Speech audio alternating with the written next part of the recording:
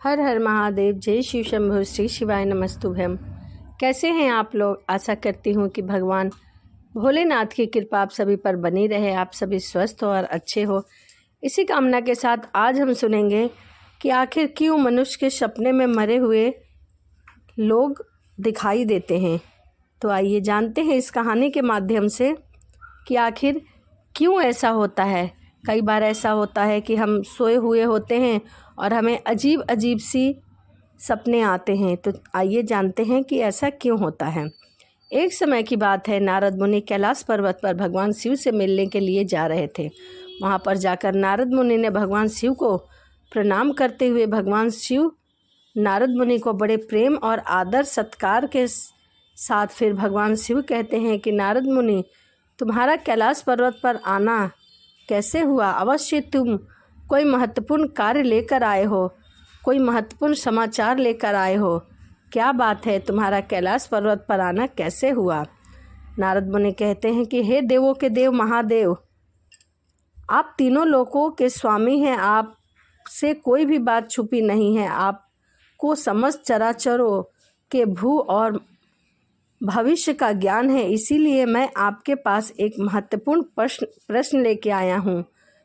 मैं जानता हूँ कि इसका जवाब सिर्फ आपके पास है, इसीलिए मेरी आपसे विनती है कि आप मेरे इस प्रश्न का समाधान करने की कृपा कीजिए।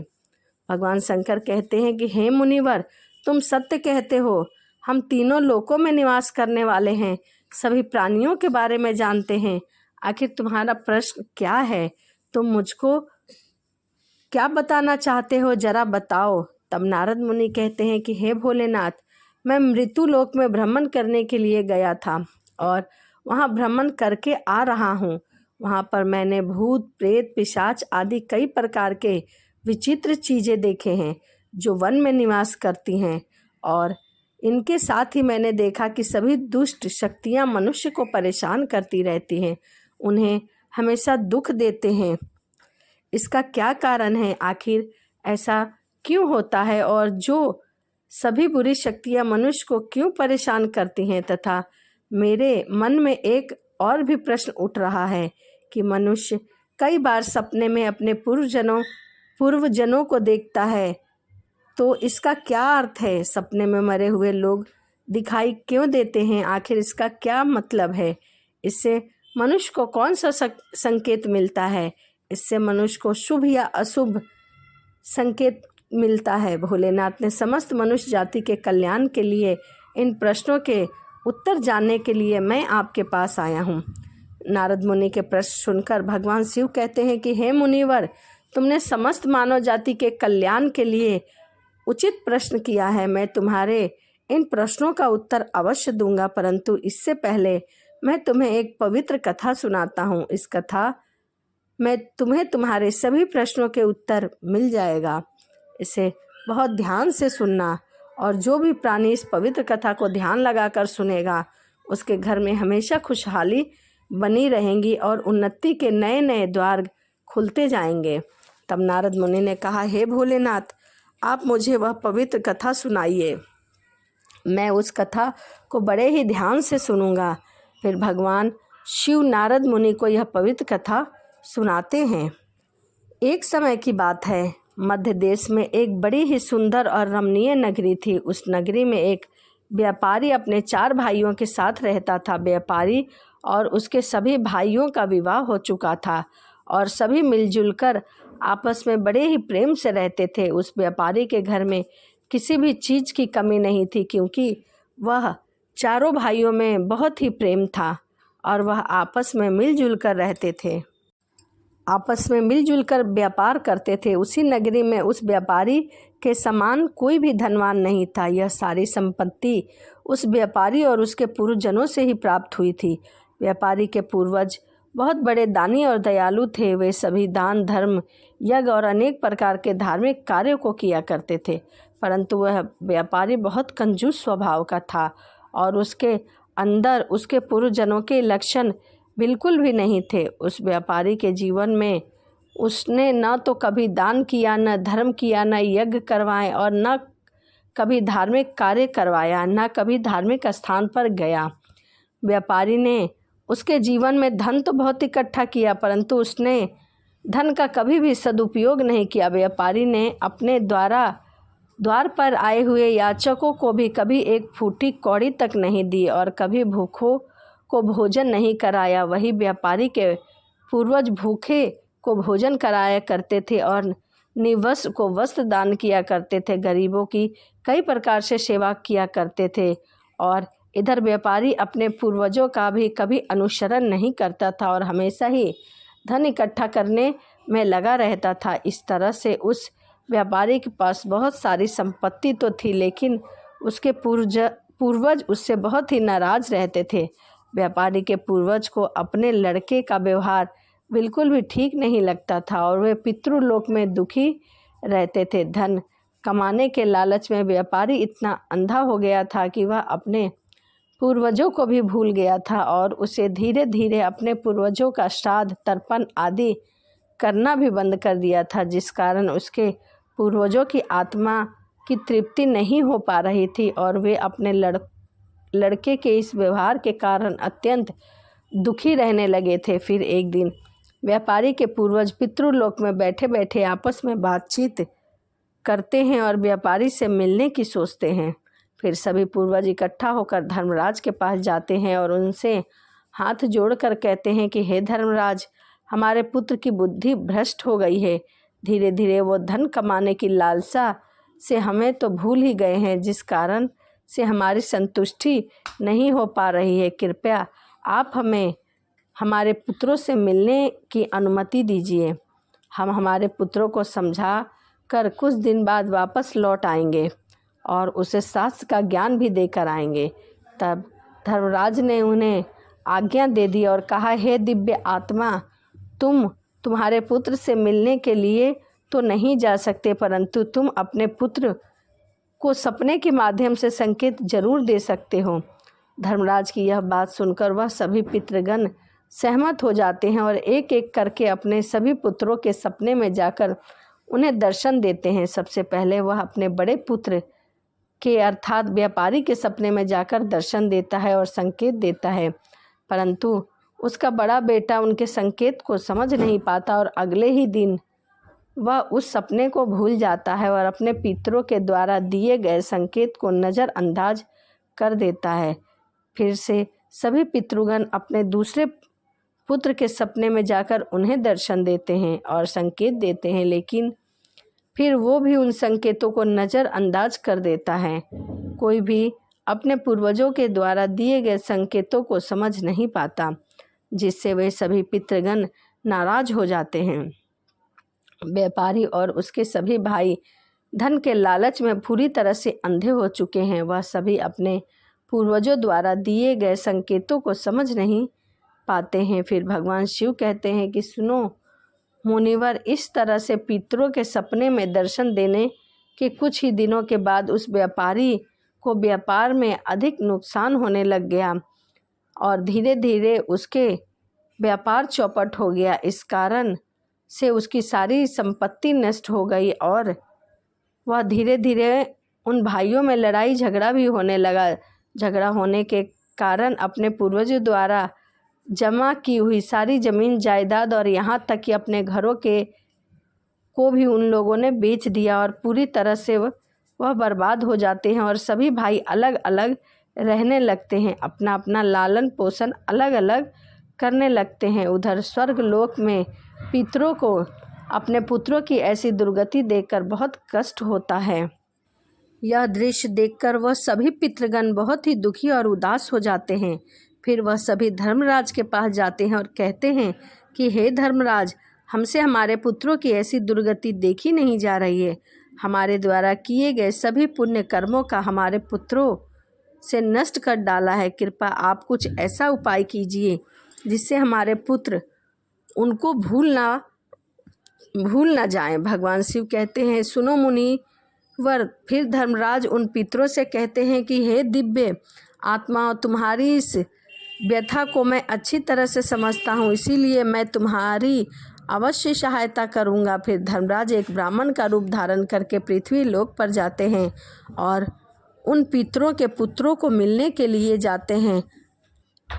और वह सबसे पहले व्यापारी के घर जाते हैं। वह व्यापारी बिस्तर पर पड़ा हुआ था, क्योंकि उस व्यापारी को कई प्रकार की बीमारियों ने घेर रखा था। और उस व्यापारी की पत्नी ने उस ब्राह्मण का आदर सत्कार किया, दान दक्षिणा देने लगती है। तो ब्राह्मण कहते हैं, बेटी तुम्हारे घर में पितृदोष है, इसी कारण से तुम्हारे पति की यह दशा हुई है और तुम्हारा सभी राजपाट भी नष्ट हो गया है। तुम्हारे पति के कर्मों के कारण तुम्हारे पूर्वज तुमसे नाराज हो गए हैं। उस ब्राह्मण देवता की बात सुनकर उस व्यापारी ने कहा, हे ब्राह्मण देवता, मैंने ऐसा कोई भी पाप नहीं किया है जो मेरे सब कुछ बर्बाद हो गया, और मेरे भाई भी मुझे छोड़कर चले गए हैं और मुझे अनेक बीमारियों ने घेर लिया है। तब उस ब्राह्मण देवता ने कहा, पुत्र, तुमने अपने पूर्वजों को नाराज किया है। तुम्हारे पूर्वज ने जो संपत्ति और पुण्य अर्जित किया था उसे तुमने और तुम्हारे भाइयों ने मिलकर नष्ट कर दिया है, जिस कारण से तुम्हारी और तुम्हारे भाइयों की यह दुर्गति हुई है। तुम्हारे पूर्वज ने तुम्हें और तुम्हारे भाइयों के सपने में आकर भी संकेत दिया था, परंतु तुमने उन संकेतों को नज़रअंदाज कर दिया और अपने पूर्वजों को अपमानित कर दिया है। यही कारण है कि तुम्हें इतना दुख झेलना पड़ रहा है। इसी कारण से तुम्हारा सभी धन नष्ट हो गया है। इस प्रकार उस ब्राह्मण देवता के बताने पर उस व्यापारी को सब कुछ पता चल गया और उसे याद आता है कि उसके सपने में भी पूर्वजों ने दर्शन दिए थे। वह व्यापारी उस ब्राह्मण से कहता है कि हे ब्राह्मण देवता, आप सत्य कह रहे हैं। हमारे पूर्वज ने हमारे सपने में दर्शन अवश्य दिए थे, किंतु हम उनके द्वारा दिए हुए संकेतों को समझ ना सके। आप कृपा करके मुझे सपने में पूर्वजों को देखने पर क्या संकेत मिलते हैं, इसके बारे में बताने का कष्ट करें। भगवान शिव कहते हैं कि सुनो मुनिवर। इस प्रकार फिर वो ब्राह्मण देवता कहते हैं, हे पुत्र, अब तुम ध्यान से सुनो। मैं तुम्हें सपने में पूर्वज दिखाई देने पर मिलने वाले संकेतों के बारे में बताता हूँ। धर्मराज कहते हैं कि पुत्र, यदि पितरों का उद्धार नहीं करता तब वह प्रेत योनि में ही मृत्युलोक में भटकते रहते हैं और वे भूख प्यास से व्याकुल होकर अपने परिवारजनों के घर में प्रवेश करते हैं। यदि सपने में हाथी, घोड़ा, बैल दिखाई पड़े तो मनुष्य का विकृत रूप दिखाई दे तो समझ लेना चाहिए कि पितृगण अपने पुत्रों के व्यवहार से अत्यंत दुखी हैं। जो मनुष्य पशु पक्षी को अन्न का दान नहीं करता उसके पितृ अत्यंत दुखी होते हैं और पशु पक्षी का रूप धारण करके सपने में दर्शन देते हैं। यदि मनुष्य को कोई ऐसा सपना आता है जिसमें पशु पक्षी अथवा जानवर मनुष्य की वाणी में बोलता हुआ दिखाई दे रहा है, जैसे कुत्ता, बिल्ली, भैंस आदि मनुष्य की तरह बातें करते दिखाई पड़े, तो इसका अर्थ यह है कि मनुष्य के पितृ उससे अत्यंत रुष्ट है। ऐसा मनुष्य को भविष्य में भयंकर अपमान का सामना करना पड़ता है। ऐसे मनुष्य के जीवन में दुख और क्लेश हमेशा रहता है। उसके भाई बंधु पशुओं की भांति आपस में ही युद्ध करने लगते हैं। धर्मराज कुछ मांगते हुए दिखाई देते हैं तो सपने को मनुष्य को कभी भी नज़रअंदाज नहीं करना चाहिए। इस सपने का अर्थ होता है कि उस मनुष्य के पूर्वज असंतुष्ट है और उसकी पितृलोक में तृप्ति नहीं हो पा रही है। जिस मनुष्य को सपने में उसके मृत पूर्वज कुछ मांगते हुए दिखाई पड़ते हैं तो उस मनुष्य का सारा अन्न भंडार धीरे धीरे करके समाप्त हो जाता है और वह दरिद्रता में पड़ जाता है तथा उसकी हालत एक भिखारी के समान हो जाती है। इसीलिए उस मनुष्य को चाहिए कि तुरंत ही अन्न का दान करना चाहिए, जिससे उसके मृत पूर्वज संतुष्ट हो और उसे अपना आशीर्वाद प्रदान करे। यदि सपने में अपने कोई पूर्वज क्रोधित अवस्था में दिखाई देते हैं तो उस मनुष्य के पूर्वज उसके कार्य से संतुष्ट नहीं है और वह मनुष्य जो भी काम धंधा करता है उसमें उसको नुकसान उठाना पड़ेगा।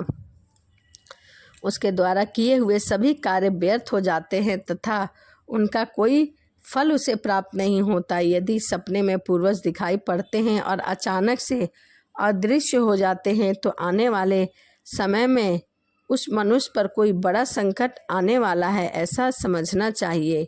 यदि सपने में कोई मनुष्य अपने मृत परिजनों को रोता हुआ देखता है तो उसके पूर्वज उसे यह संकेत देते हैं कि उसे मनुष्य में भविष्य में उसे नुकसान उठाना पड़ेगा और उसका सारा धन वैभव नष्ट हो जाएगा और उसे भयंकर दरिद्रता का सामना करना पड़ेगा।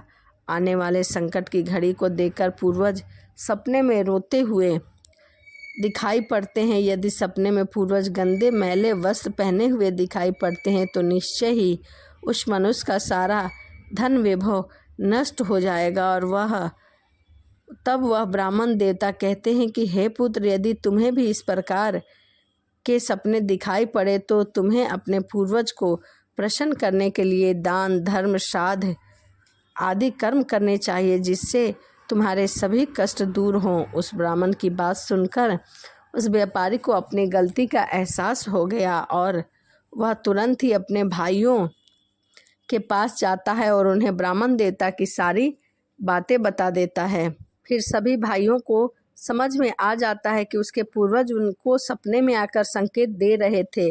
फिर वह सभी भाई मिलकर नदी के तट पर जाकर अपने पूर्वज के लिए श्राद्ध, तर्पण, दान, दक्षिणा आदि कार्य करते हैं और अपने पितरों को संतुष्ट करते हैं। फिर एक दिन उनके पूर्वज उनके सपने में आकर उन्हें दर्शन देते हैं और उन्हें नाना प्रकार के संकेत देते हैं। भगवान शिव कहते हैं कि हे मुनिवर, जब मनुष्य के पूर्वज संतुष्ट हो जाते हैं तब मनुष्य को अनेक प्रकार के संकेत प्राप्त होते हैं।